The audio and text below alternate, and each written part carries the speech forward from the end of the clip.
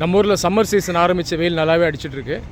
ஒரு சில வருடங்களாகவே மழை காலமாகட்டும் வெயில் காலமாகட்டும் இந்த மழையும் வெயிலும் கொஞ்சம் எக்ஸ்ட்ரீமாக தான் இருக்குது. உண்மை தான் அது. காரணம் என்னென்னா கிளைமேட் சேஞ்சினுடைய தாக்கம் நாம் இப்போ உணர ஆரம்பிச்சிட்டோம். அதே நேரத்தில் நம்ம நாட்டில் நிறைய பேர் நீங்கள் இதை சொல்கிறத பார்த்துருப்பீங்க. வெயில் அதிகமாக இருக்குது, வெளியே போகாதீங்க, வீட்டு உள்ளே இருங்க அப்படின்னு நம்ம தொடர்ந்து சொல்கிறோம் இல்லையா. சின்ன பசங்க கூட பார்த்திங்கன்னா ஈவினிங் கூட வெளியே வர மாட்டாங்க. ஒரு 4 மணிக்கு கூட வெளியே வந்து ஒரு இளம் வெயிலில் கூட விளையாடுறதில்ல. சரி, உண்மையாலே வெயில் ரொம்ப அதிகமாக தான் அடிக்குதா? சூரியன் பாருங்கள், லட்சக்கணக்கான வருடங்களாக இருக்குது இல்லையா. சூரியன் இருக்கிறதுனால தான் பூமியாக இருக்குது. இந்த பூமியில் உயிர் உண்டானதுக்கு காரணமே இந்த சூரியன் தான்.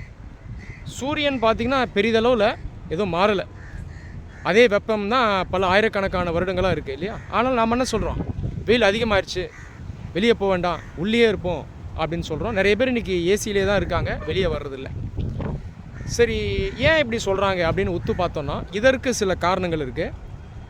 முதல் காரணம், நம்முடைய ஊரில் நம்ம மரங்களை அதிகமாகவே அழிச்சிட்டோம்.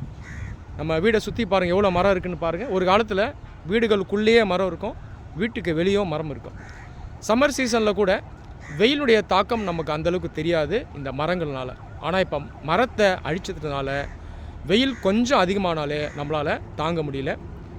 இரண்டாவது காரணம், வெயில் இருக்கும், மக்கள் கண்டிப்பாக வெளியே வந்துட்டு தான் இருப்பாங்க. அப்படி வந்தால் தான் ஒரு ப்ராப்பரான லைஃப் நம்மளால் வாழ முடியும். ஆனால் கடந்த சில வருடங்களாக சொகுசான வாழ்க்கையை தேடி நம்ம போகிறோம், ஏசியில் இருக்கோம், வெயிலில் வர்றதே நம்ம இல்லை. நிறைய பேருக்கு இதனாலே வைட்டமின் டி டெஃபிஷியன்சி இருக்குது. இப்போ மக்கள் என்ன சொல்கிறாங்கன்னா, வெயிலே நீ போக வேண்டாம், வெயிலே வர முடியல, வெளியே போக வேணாம் அப்படின்ற ஒரு முடிவு எடுத்துட்டாங்க.